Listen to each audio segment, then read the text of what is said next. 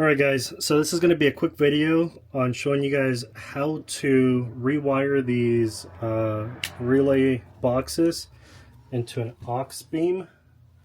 So what happens with these boxes is they're Bluetooth. There's a power, a ground, there's a normally open, a communication, and this one's empty. All these wires come from here on the Black Series.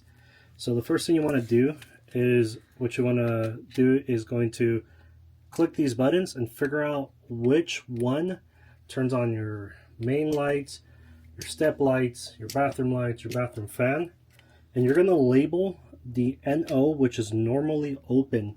So once you're going to do that, so obviously you're going to put a label on it, and you're going to need to grab the main power. The main power is going to have it's going to be a 12 volt, and a negative here, so two powers.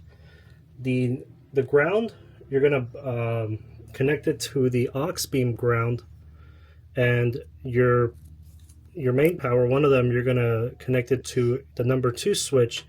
The reason you want to connect it to the number 2 switch is because the number 1 is always on. So if you want it always on, you can connect it to the number 1 switch. It's up to you. And then you're going to grab the NOs, which is the normally open ones. I've already have all of mine labeled, and you're going to put it in the positive.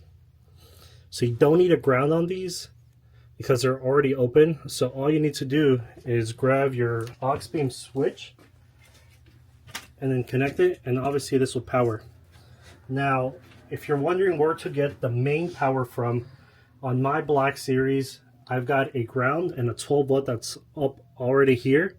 So I just pulled it, and when I pulled it, connected it to the relay. It's a 60 amp, and then connected to the main power.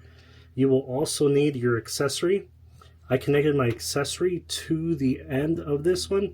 That way when this is off, I can have the accessory off. It's up to you guys. You guys can connect this to direct power or to something else. That's just how I've got it connected. Let me show you how this works. Okay, so I'm going to turn on my fuse. It's a 60 amp. I'm going to connect it. And then what that'll do is that'll power everything here. Now you can change your colors and you can put stickers and default to whatever you want. But as you can see, as soon as I hit number 2, it turns on the power. And then I've got power for my lights. That's pretty much it. So what I'm going to do next, I'm going to fix up the wiring here, make sure everything is tucked in. Okay, so I'm starting to organize all the wires back.